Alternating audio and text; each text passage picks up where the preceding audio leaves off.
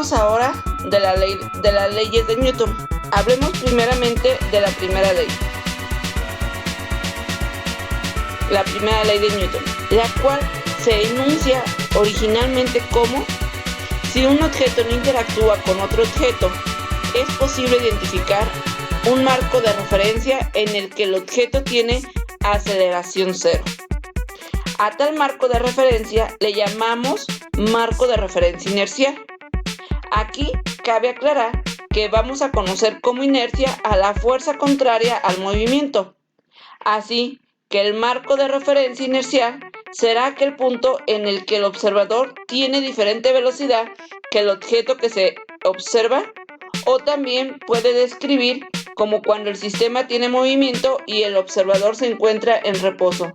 Por lo regular, cuando observamos un fenómeno físico, siempre procuramos mantenernos en reposo. Cualquier marco de referencia que se mueve con velocidad constante en relación con un marco inercial. Cualquier marco de referencia que se mueve con velocidad constante en relación con un marco inercial es en sí mismo un marco inercial. Es decir, quiere decir que si tú observas un sistema como cuando estás a bordo de un tren y ves un objeto sobre la mesa, tú estás en un marco de referencia.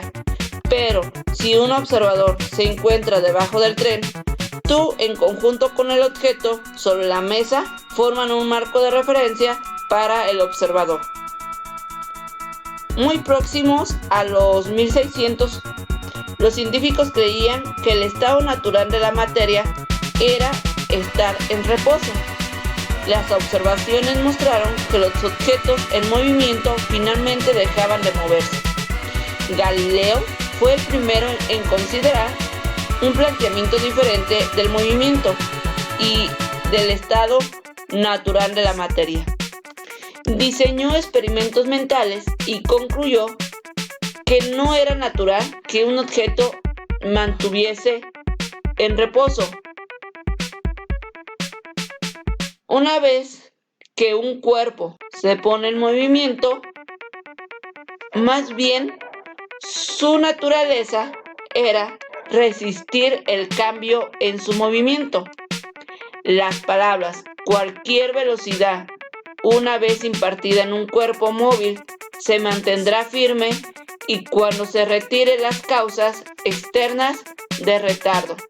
Por ejemplo, en una nave espacial que navega a través del espacio vacío con su motor apagado, seguirá moviéndose para siempre.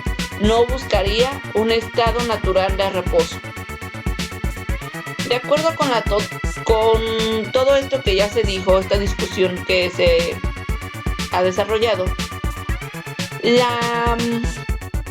esta ley o este enunciado de la primera ley podemos replantearlo en un nuevo enunciado en el cual se diría que en ausencia de fuerzas externas y cuando se ve desde un marco de referencia inercial, un objeto en reposo se mantiene en reposo y un objeto en movimiento continúa en movimiento con una velocidad constante. Esto es, con una rapidez constante en una línea recta. La primera ley de Newton no explica lo que sucede con un objeto como fuerza neta cero. Esto es, múltiples fuerzas que se cancelan expresan lo que ocurre en ausencia de las fuerzas externas. Esta diferencia sutil pero importante permite definir la fuerza como la causa de un cambio en el movimiento. La descripción de un objeto bajo el efecto de la fuerza que se equilibra la cubre la segunda ley de Newton. La primera ley de Newton explica lo que sucede a un objeto cuando sobre él no actúan fuerzas, permanece en reposo o se mueven en línea recta con rapidez constante. La segunda ley responde a las condiciones de equilibrio.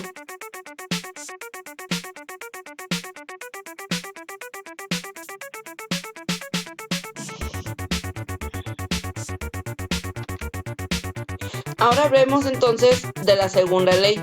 Acuérdense que en estática buscamos el estudio de un cuerpo sin cambio de movimiento.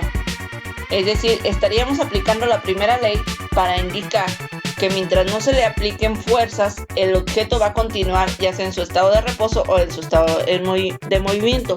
Sin embargo, cuando sobre un objeto se están aplicando varias fuerzas, este se mantendrá en equilibrio siempre y cuando la fuerza resultante sea cero. Entonces vamos a definir la segunda ley de Newton para entender el equilibrio. Esta dice que cuando se ve desde un marco de referencia inercial, la aceleración de un objeto es directamente proporcional a la fuerza neta que actúa sobre él e inversamente proporcional a su masa. Si la constante de proporcionalidad se define como un valor de 1, la expresión matemática de la segunda ley se establecería como la sumatoria de fuerzas es igual a la masa del objeto por la aceleración del objeto. Tanto el enunciado textual como el matemático de la segunda ley de Newton se indicó que la aceleración se debe a la fuerza neta que actúa sobre un objeto. La fuerza neta sobre un objeto es la suma vectorial de todas las fuerzas que actúan sobre el objeto. A veces las fuerzas netas se referirían como fuerzas totales, fuerzas resultantes o fuerzas desequilibradas. Al resolver un problema de equilibrio de fuerzas, es decir, aplicando la segunda ley, es muy importante determinar cuál es la fuerza neta correcta sobre el objeto. Muchas fuerzas pueden actuar sobre un objeto, pero solo hay una aceleración. Esta ecuación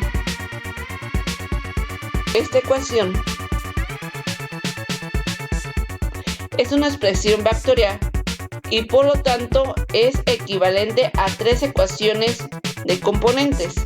Es decir, que esta misma ecuación se puede expresar en un eje cartesiano de 3 dimensiones como la fuerza en X, la fuerza en Y y la fuerza en Z. Si se observa, la aceleración también es un vector, así que pueden existir varias fuerzas pero solamente una aceleración del objeto. Entonces, y esta aceleración puede tener componentes en X, en Y y en Z. Ahora revisemos por último la tercera ley de Newton. La tercera ley de Newton nos habla sobre la interacción entre dos objetos. Recapitulemos. La primera ley nos habla sobre qué sucede a un objeto al cual no se le aplica una fuerza. En la segunda ley nos habla de que si se le aplican varias fuerzas a un cuerpo, esta es proporcional a su masa y su aceleración. Y esta tercera ley nos indica que si dos objetos interactúan, la fuerza que ejerce el objeto 1 sobre el objeto 2 es igual de magnitud y opuesta en dirección a la fuerza que ejerce el objeto 2 sobre el objeto 1. Muy comúnmente han de recordar que cuando se referían a la tercera ley de Newton, se escuchaba esta expresión: a toda acción corresponde una reacción. Por ejemplo, si golpeamos con fuerza con una mano sobre un objeto sólido, sentiremos dolor en nuestra extremidad. Lo que pasó es que la fuerza con la que golpeaste al objeto es la misma fuerza con la que el objeto golpea tu extremidad. O por ejemplo, cuando se juega billar, la fuerza con la que una bola golpea a otra bola es la misma pero en sentido contrario. Y eso lo observamos cuando ambas bolas terminan desplazándose en direcciones contrarias.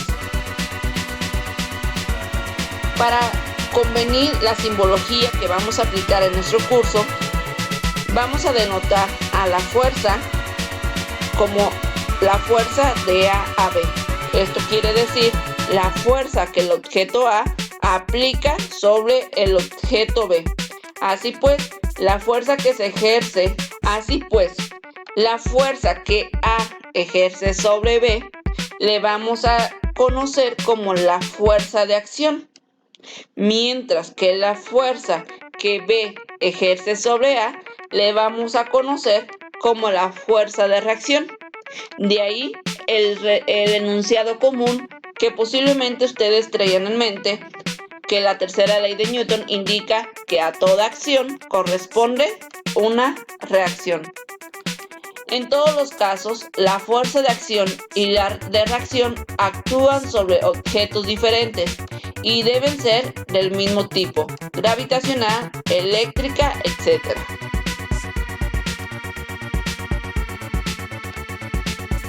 Ahora vamos a hablar sobre las aplicaciones de las leyes de Newton.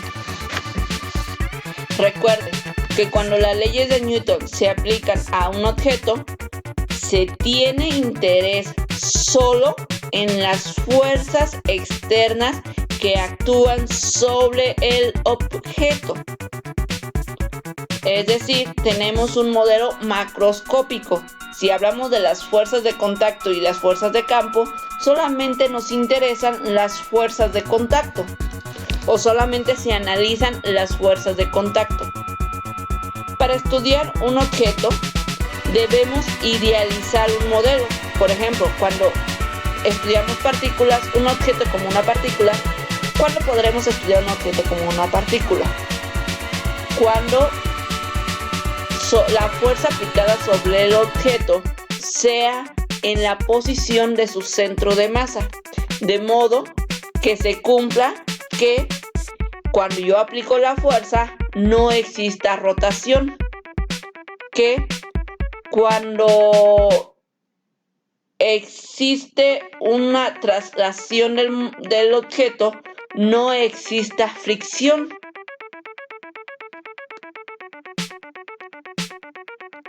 Es decir, que la partícula se mueve libremente. También debemos de considerar que cuando manejemos sogas, cables, etc., no influye la masa de las sogas. También debemos de considerar que la fuerza de la soga es igual en cualquier punto, y también que la fuerza sobre la soga se representa con el símbolo de T, que le llamamos la tensión, que es una fuerza de tensión. De hecho, la tensión es una magnitud escalar, por eso en todo punto de la cuerda se tiene la misma magnitud. Por último, la magnitud de la fuerza sobre la soga se le llama también tensión, y la magnitud de la fuerza sobre la soga es un producto, la tensión es una definición escalar. No podremos decir que la tensión tiene una dirección y un sentido. La fuerza ejercida sobre el cable, la polea, sobre el cable,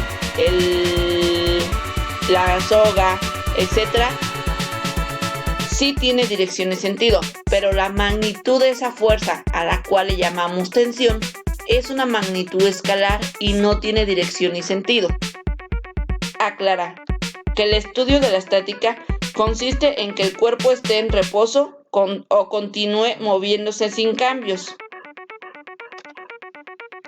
Vamos a ver el caso específico cuando estudiamos una partícula en equilibrio. Por ejemplo, para que el sistema se encuentre en equilibrio, la sumatoria de las fuerzas totales aplicadas sobre la partícula debe de ser 0. Considere una lámpara suspendida en una cadena ligera unida al techo, como lo podemos ver aquí en la figura. El diagrama de cuerpo libre sobre la lámpara que podría construirse sería el que se muestra en esta nueva figura, en la cual se puede observar que en la lámpara actúan dos fuerzas, la fuerza de gravedad y la fuerza de tensión que ocasiona la lámpara, la cadena de la lámpara. Puesto que no hay fuerzas en direcciones X y Y, la fuerza en X podría suponerse que es 0. Por lo tanto, la sumatoria de fuerzas correspondería solamente a la sumatoria de Y.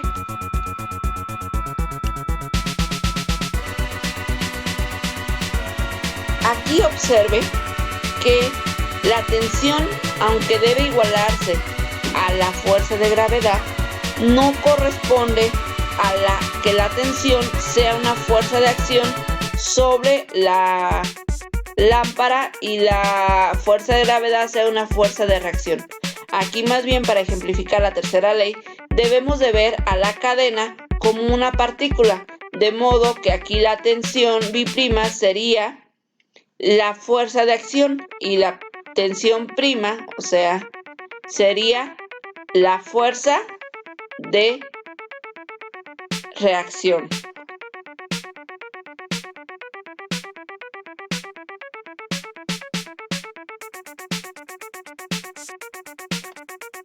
Aquí podemos ver la ecuación en donde observamos que si este diagrama de cuerpo libre lo consideramos como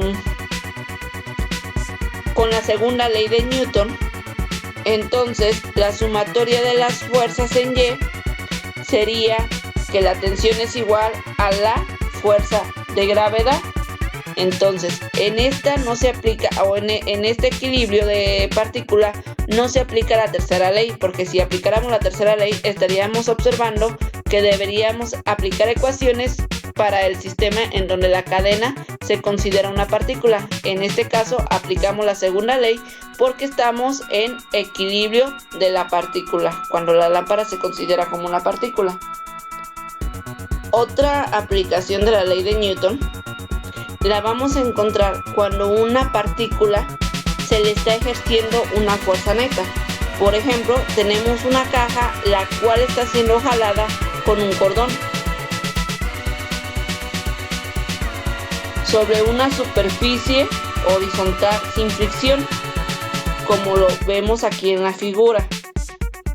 Suponemos que queremos encontrar la aceleración de la caja y la fuerza que el suelo ejerce sobre ella.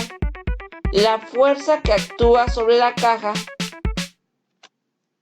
podemos observarlas en el diagrama de equilibrio, de modo que el suelo está ejerciendo una fuerza normal perpendicular y una fuerza de peso que se encuentra solamente sobre el eje Y, y una tensión por el cable que está siendo jalado. Note que la fuerza horizontal que se aplica a la caja, o sea, la tensión, actúa a través de la soga. La magnitud de la tensión es igual a la tensión de la soga. Además, la fuerza de tensión en el diagrama de cuerpo libre para la caja incluye la fuerza de gravedad, así como también la fuerza normal sobre la caja. Ahora, se puede aplicar la segunda ley de Newton de componentes para la caja. La única fuerza que actúa en X es la tensión aplicada en la cuerda. Es decir, la sumatoria de la fuerza en X es igual a la tensión, que esto va a ser igual a la masa por la aceleración. Así que sí, para encontrar la aceleración en X tendríamos, despejando esta ecuación, que la aceleración en la dirección X sería la tensión de la cuerda sobre la masa de la caja. Ahora, si sumamos las fuerzas que están ejerciendo en el eje Y, observamos que tenemos una fuerza ocasionada por la normal, así como también una fuerza negativa ocasionada por el peso. Y como la caja no se está moviendo en el sentido horizontal, entonces la fuerza neta en Y debe ser igual a 0. Es decir, que la fuerza normal debe ser igual a la fuerza de gravedad. Esto lo vamos a poder observar siempre que la fuerza normal sea igual a la fuerza de gravedad cuando tenemos el eje o la posición meramente horizontal, pero cuando tenemos inclinaciones vamos a observar que esto ya no se va a cumplir, pero eso lo vamos a tratar más adelante. Entonces, para encontrar la fuerza de la aceleración en el eje Y, pues tenemos que N, o la fuerza normal, es igual a la fuerza de gravedad. Ahora hablemos de la diferencia entre peso y masa. Hablamos de peso cuando hablamos de fuerza gravitacional, que es la fuerza que la Tierra ejerce hacia su centro a cualquier objeto de masa m que se coloca sobre ella. La magnitud de esta fuerza se le conoce como peso. Y como podemos observar aquí, la fuerza depende de la aceleración de la gravedad y la aceleración de la gravedad varía por la ubicación geográfica, dado que G disminuye al aumentar la distancia hacia el centro de la Tierra. Entonces, los objetos pesarán menos a mayor altitud que la del nivel del mar. Entonces, pues sonaría lógico de escuchar cuando alguien quiere bajar de peso, decirle: si quieres bajar de peso, pues vete a vivir a una zona con mayor altitud al nivel del mar.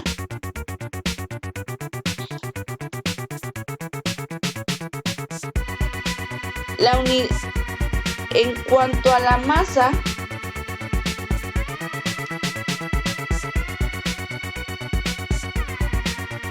primero que nada, la masa,